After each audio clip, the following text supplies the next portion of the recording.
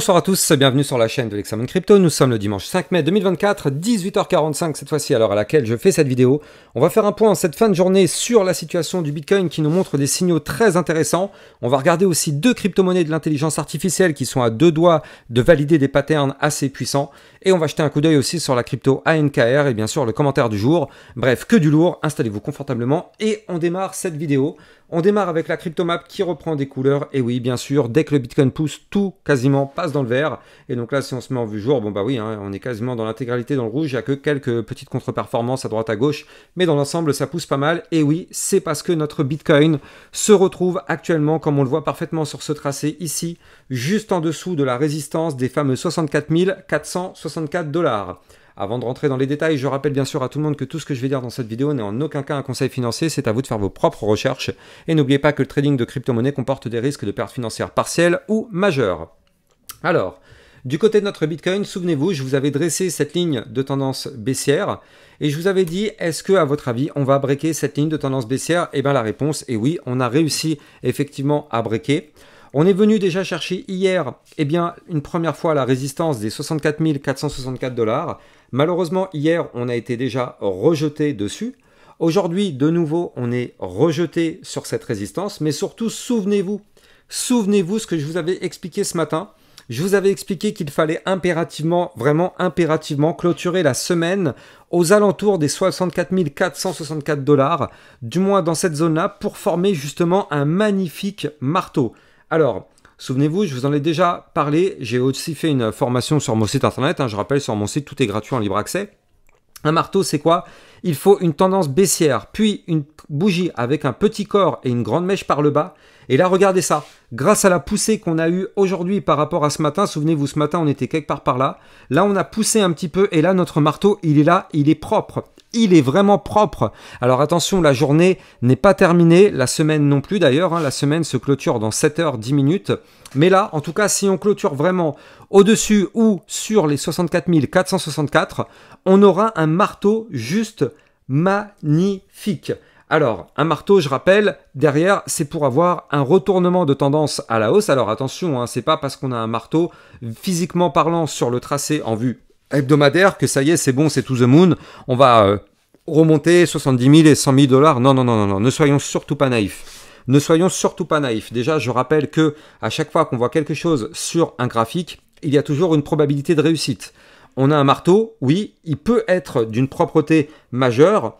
Déjà, de toute façon, on ne sait pas, on n'a pas encore de boule de cristal, on ne sait pas où va clôturer la semaine. Ça se trouve, on va clôturer la semaine ici à 55 000 $. On n'en sait strictement rien, tout peut se passer, c'est ce qu'on appelle la volatilité. Néanmoins, pour l'instant, on est vraiment sous le niveau clé. Et si on clôture la semaine de cette façon-là, eh bien, il serait possible que la chute serait terminée et que dès la semaine prochaine, on pourrait avoir un retournement potentiellement à la hausse pour aller chercher les résistances suivantes, donc notamment les 65 535 et puis la résistance majeure des fameux 66 956 qui nous a fait tellement mal cette résistance. Souvenez-vous, c'est celle-ci qui nous a projeté ici à 56 519 $. C'est à cause de cette résistance qu'on n'a pas réussi à breaker depuis maintenant quelques jours.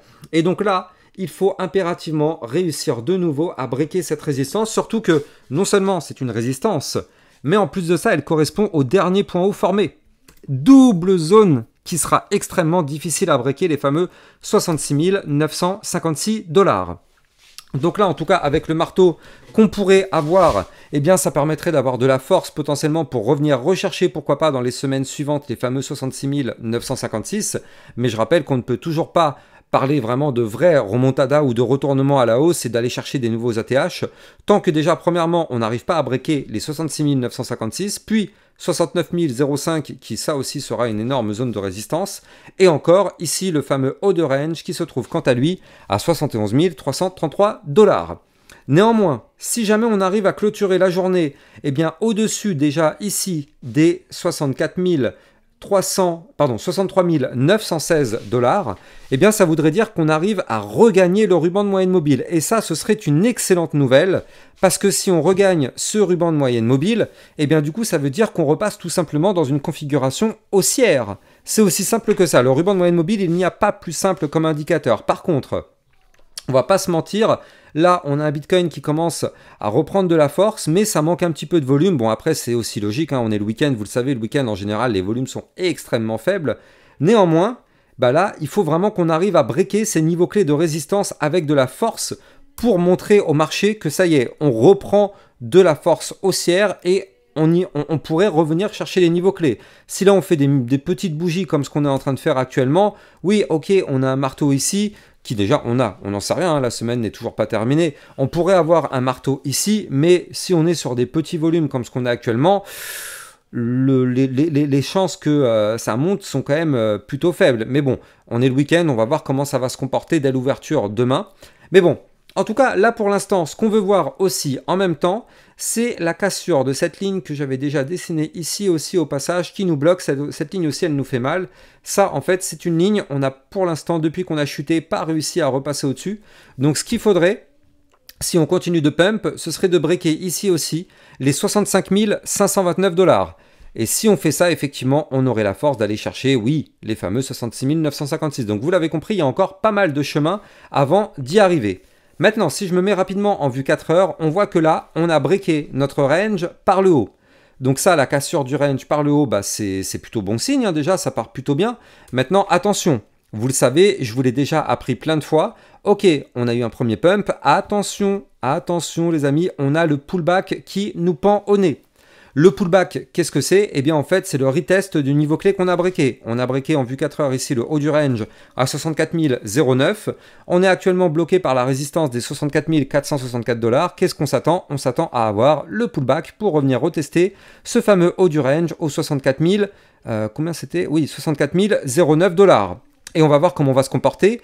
Soit on confirme le rebond sur ce niveau clé, et dans ce cas-là, bah, c'est plutôt bon signe, on pourra revenir à l'abordage des 64 464 $ et chercher à péter ça pour aller remonter encore. Soit malheureusement, on réintègre le range, et là, ce sera un mauvais scénario. Parce que je rappelle que si on réintègre ce range par le haut, malheureusement, là, ce sera une prise d'élan pour mieux s'effondrer et aller chercher le fameux bas du range au 62 145 $. Donc vous l'avez compris, là, c'est dans les prochaines heures que ça va se jouer. En général, le dimanche, c'est aux alentours de 23 h minuit que ça commence un petit peu à s'exciter. Donc ça risque d'être vraiment très intéressant ce soir de voir où est-ce qu'on va clôturer la semaine et de voir si on va réussir à former ce magnifique potentiel marteau qui est là sous nos yeux. On croise vraiment les doigts. Allez, comme je vous l'ai dit, on va parler maintenant de la crypto ANKR, l'AGIX et la crypto FET. Mais avant ça, on va faire un point sur le commentaire du jour. Alors, il est un petit peu long, je vais le résumer. En gros, c'est Top Airtopher 6611. En gros, bon, dans tout ça, je vous résume. En gros, la question c'est, vu la situation, est-ce qu'il n'est pas préférable tout simplement de holder plutôt que de faire des achats-ventes de crypto-monnaies? Eh bien, en réalité, alors... oui, sachant aussi que dans son commentaire, il dit que oui, le fait de holder, c'est vrai que c'est bien, on prend moins de risques et dans tous les cas, vu que ça monte, et bien du coup, ça nous permet d'avoir des profits. Alors, plutôt que de vendre ou acheter par palier. Alors, effectivement, cher ami, donc oui, le fait de holder, c'est vrai que c'est la méthode, entre guillemets, la plus simple, parce que du fait que tu hold, bah, tu prends le moins de risques possible, vu que tu ne fais pas trop de manipulation, de transactions, on va dire. Donc, effectivement, tu prends pas trop de risques. Le problème, c'est qu'au bout d'un moment, on est aussi là pour se faire de l'argent. Et donc, quand on hold une crypto-monnaie, c'est parce qu'on espère qu'elle va pump to the moon, bien sûr que oui, ça on est tous pareils. Mais qui nous dit qu'elle va continuer de pump? En fait, c'est ça la vraie question. Donc, holder, c'est bien, mais il faut aussi se fixer des targets, des objectifs. Et si on ne se fixe pas d'objectifs, malheureusement, on va se retrouver piégé. Prenons un exemple parfait. Hop, ici. Je prends notre Bitcoin sur une échelle de temps plutôt longue, voilà, parfait. Nickel, on remonte dans le temps et on se met sur le dernier bull run en 2021. Ici, on a eu une poussée haussière, on a eu un Bitcoin qui a été chercher les 69 000 $ en 2021. Sauf qu'en fait, là, il y a plein de personnes qui étaient rentrées dans la fusée. Ils sont rentrés dans la fusée, dans la fusée, dans la fusée. Malheureusement, derrière, ces personnes-là ont continué de holder sans jamais prendre le moindre profit. Et plus ces personnes-là rentrent tard dans le token, plus malheureusement, elles sont exposées à une potentielle chute et vite se retrouver dans le rouge. C'est pour ça que plus on investit bas, mieux on se porte. Ça, c'est pas moi qui vais vous l'apprendre. Mais en tout cas... le fait de holder, malheureusement, si on ne se fixe pas des targets et des objectifs, eh bien le risque c'est de holder pour au final ne pas avoir de profit. Donc là, il faut toujours tout de même avoir des stratégies, se fixer des objectifs, et le fait de sortir par palier, pour moi, c'est une bonne stratégie dans le sens où en fait, peu importe ce qui se passe, nous, on prend des petits profits à chaque fois que ça pump, et donc derrière, en cas de retracement, bah nous, on a déjà assuré des profits, et si ça continue de pump, et ben on a toujours des positions qui restent sur le token. Mais après, voilà, c'est pas un conseil financier, chacun fait sa propre méthode, c'est juste moi, en tout cas, ma façon de voir les choses qui me permet, moi, personnellement, d'assurer en tout cas des profits. Mais après, encore une fois, tout le monde peut avoir une stratégie différente, et c'est justement la richesse de ce qu'on fait ensemble. Alors, comme prévu, donc justement, on va parler des cryptos intelligence artificielle. Donc là, on va parler de l'Agix, on va parler de la crypto Fetch. Donc là, continuons cette analyse technique directement sur la crypto Agix, à deux doigts de faire quelque chose d'incroyable. Si vous voulez trader toute cette volatilité, je rappelle au passage que vous allez trouver en description de cette vidéo mon lien de parrainage Binance qui vous permet d'obtenir un bonus à vie de 10% sur vos frais de trading. Et en plus de ça, Binance étant une plateforme enregistrée PSAN auprès de l'AMF, il n'y a pas de risque de blocage ou de fermeture de cette plateforme par l'AMF. Donc, très intéressant. Le lien est en description de cette vidéo. Du côté de l'Agix, je vous en avais déjà parlé un petit peu, mais là, ça commence à se confirmer. On voit ici qu'on a un magnifique premier bottom ici, deuxième bottom, figure chartiste de retournement haussier. Attention, ce double bottom est en vue jour, donc la journée, vous l'avez compris, n'est pas encore terminée, donc on ne sait pas si on va valider ou pas. Néanmoins, quoi qu'il arrive, pour valider ce pattern, il faudra impérativement une clôture, comme quoi c'est chirurgical, hein. Ce sera les 1$. Les 1$ pile poil, ce sera la ligne de coup du pattern en double bottom à breaker.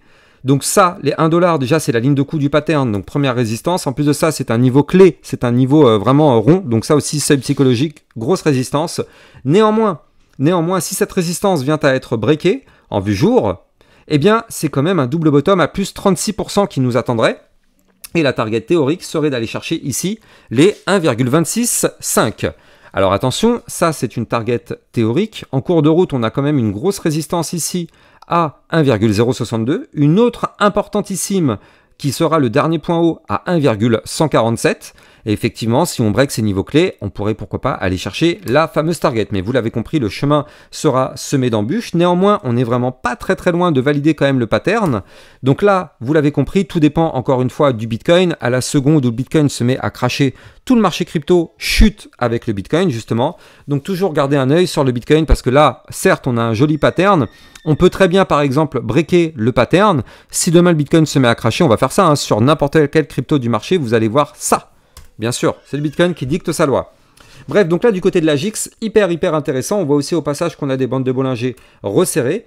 Et je rappelle, si on se met d'un point de vue plutôt macro, ici, on a eu une belle poussée haussière. Puis derrière, suite à ça, on a un retracement sous forme de canal descendant. Ça, c'est ce qu'on appelle un bull flag. Donc, effectivement, ça, c'est plutôt normalement une configuration haussière. Alors, attention, c'est pas encore validé. D'ailleurs, je rappelle aussi à tout le monde, si vous voulez vous former sur les bull flags, sur mon site internet, vous allez dans la recherche, vous tapez le mot-clé bull flag, tout simplement. C'est gratuit, c'est en libre accès. Vous faites le petit bouton rechercher et boum, on tombe sur la page avec la vidéo, la formation sur les bull flags. Ça vous apprend tout, n'hésitez pas, c'est gratos. Pas besoin de payer des youtubeurs la peau du pour accéder à des formations. Chez moi, tout est gratuit, en libre accès. Donc là, effectivement, on espère vraiment qu'on va valider ce bull flag et ça commencera en tout cas par valider ce double bottom qui est potentiellement pas loin du tout de se valider. Au passage, sur mon Twitter officiel, vous savez, c'est là-dessus où je vous communique un maximum d'informations, plein d'alertes, plein de choses à savoir. C'est là-dessus aussi que vous me dites les crypto-monnaies que vous voulez que je vous analyse. Donc n'hésitez pas de venir me suivre sur mon Twitter officiel, ça vous permet de recevoir tout ce type de contenu, toutes mes informations, toutes mes news et tout ce qu'il faut suivre. Donc là, on continue, on arrive cette fois-ci sur la crypto Fetch. Et après, on terminera sur la crypto ANKR. Donc là, la crypto Fetch, qu'est-ce qu'elle nous fait? Crypto d'intelligence artificielle. On voit qu'on pump et on s'est arrêté pile poil, net, sur le niveau clé que je vous avais donné, c'est-à-dire le bas de l'ancien range. Vous la voyez ici, cette grosse boîte violette. Ça, c'est un range. Et donc là, je vous avais dit, résistance à breaker, le bas du range. Boum, on est pile poil dessus. 2,3387. Tant qu'on n'arrive pas à breaker ce bas de range, malheureusement, on est bloqué pour l'instant. Si jamais on arrive à breaker, eh bien oui, il est possible potentiellement de remonter, chercher ici la ligne de coup d'un double bottom à 2,4929. Et si on break ce niveau clé, alors là oui, là ce serait intéressant parce que ça voudrait dire qu'on pourrait, pourquoi pas, remonter, chercher notre fameux haut du range à 3,0816. Donc c'est intéressant quand même parce que là, c'est en train de se mettre en place, c'est en train de se former. Donc oui, on va surveiller ça de très très près. Je rappelle aussi du côté de l'IA, on risque d'avoir potentiellement un merge entre les cryptos AGIX, FET et Océan Protocol. Pour l'instant, on n'a pas encore trop de news sur ça, on en est encore au stade des votes. Je ne sais pas si de votre côté vous avez eu des news, en tout cas dites-moi en commentaire de cette vidéo.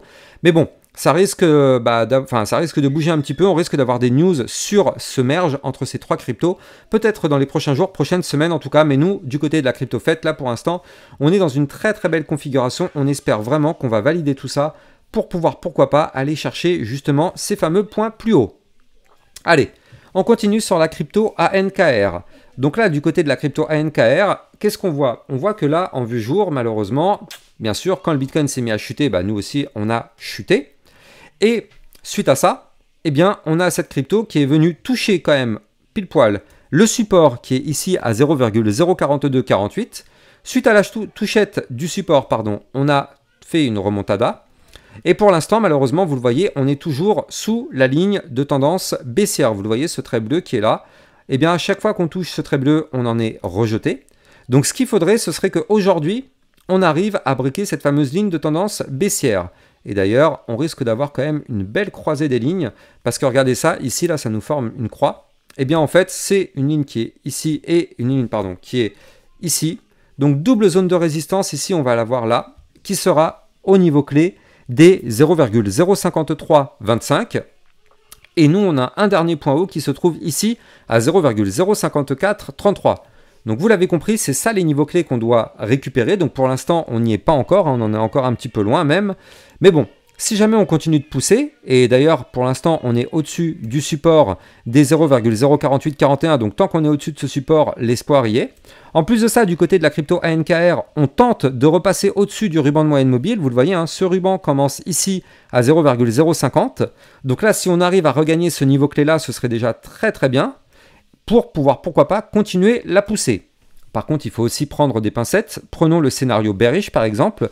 Si jamais malheureusement on break le support des 0,04841, on risque d'aller chercher le support suivant des 0,04565 et malheureusement si on break ça, vous l'avez compris, on risque d'aller chercher des points plus bas. Tout ça va dépendre intégralement du Bitcoin, donc soyons extrêmement prudents. C'est lui qui dicte sa loi, toujours garder le Bitcoin sous les yeux quand on est sur le moindre trade.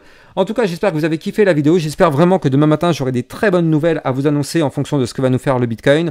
N'oubliez pas de mettre des gros likes et des gros commentaires avant de me quitter, ça permet vraiment d'avoir un bon référencement pour ma chaîne YouTube.